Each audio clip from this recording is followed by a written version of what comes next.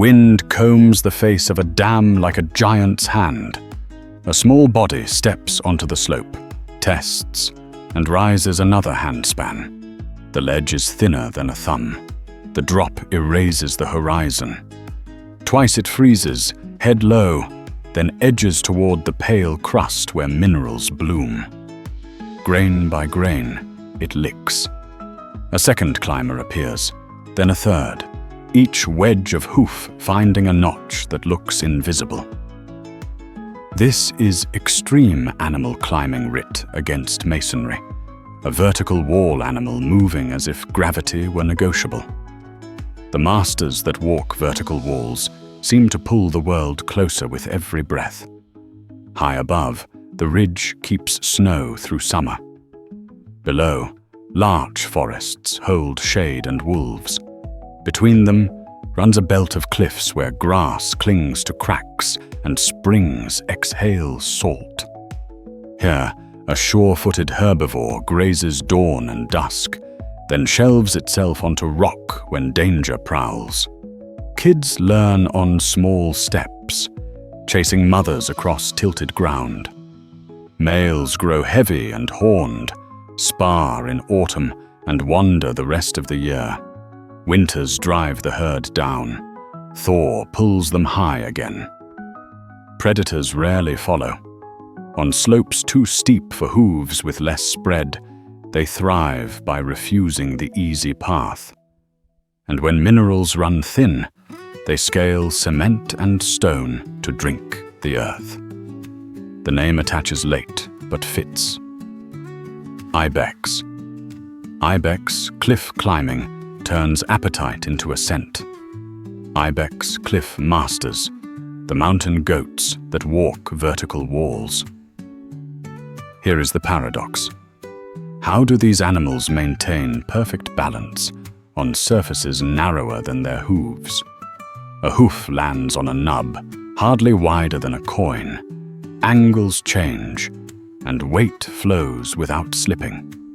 Measured on dams and dolomite, steps hold on protrusions measured in centimeters at grades that match ladders more than trails. The target is simple: salts, calcium, sodium, and trace minerals leached from rock. Ibex salt licking repays the risk with bone and nerve fuel, especially for nursing females whose demands spike. Yet the precision is something else. Outer hoof rims are hard keratin with sharp edges. Inner pads are soft, concave, and grippy. Toes splay to widen contact. Tiny joints flex to keep edges biting. A low center of gravity and a long balancing tail hold the line. The head stays level. Eyes scan for the next hold. The step lands only after a micro test. On the Cingino and other Alpine dams, climbers pause, lick, and rise again, sometimes with kids tucked behind them on the same seam. Predators may watch from the base and never close the distance. The outcome leaves little trace, a wet patch on stone, a memory of motion that has already vanished. Evidence suggests a system, not a single trick. One hypothesis centers on hoof microstructure and friction mechanics. The hard rim bites irregularities. The rubbery pad deforms around grit and pits, increasing real contact area. On rough rock or textured concrete, that pad acts like a gasket, converting shear into grip. Trade-off. Softer pads wear and heat faster. Too soft, and they slip on wet lichen. A second hypothesis highlights neuromuscular control and sensory feedback. Tendons, ligaments, and spinal reflexes let joints microcorrect without full conscious delay. Mechanoreceptors in the hoof and limb report slip within milliseconds. The body adjusts angle and load before momentum builds. This is mountain goat balance as process. Place, test, commit, arrest. The cost is speed. Long, careful ascents burn time and energy and expose climbers to falling stones and sudden gusts. A third hypothesis points to path planning learned over years. Adults choose lines that minimize cumulative risk, diagonals over verticals, rippled seams over flat slabs, and shadow wind to keep the coat from acting like a sail. Kids follow, mapping routes that become untraceable from below. Scientists still debate the weight of each component. How much grip comes from hoof chemistry versus geometry? How much balance from reflex versus practice? And whether regional differences in rock drive microevolution in hoof shape. What stands is the blend.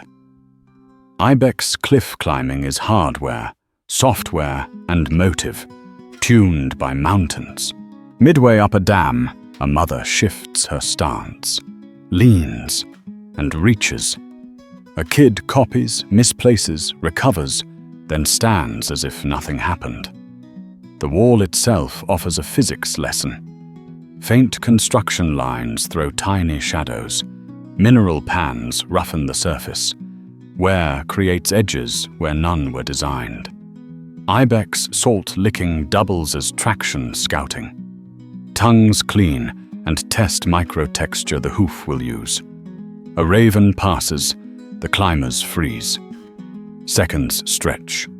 They rise again, gain a meter, and stop far below. A fox paces and gives up. Extreme animal climbing here doubles as refuge and pantry, rewriting what we thought we knew about where grazers can feed. The path down will be a different route, a different rhythm, and it will look impossible until it is already done. The ridge takes back the afternoon. A cloud drifts and the wall cools to shadow. The climbers reverse, stepping into memory as much as into stone. The mountain keeps its score in scars and salt, the rest erased by wind. The puzzle remains.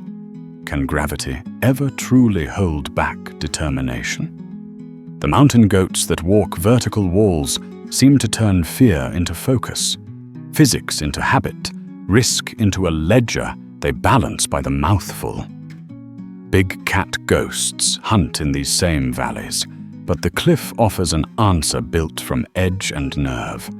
The day ends with hooves on turf, breath steady, and the secret intact, written in hooves, muscle, and a route that only they can read.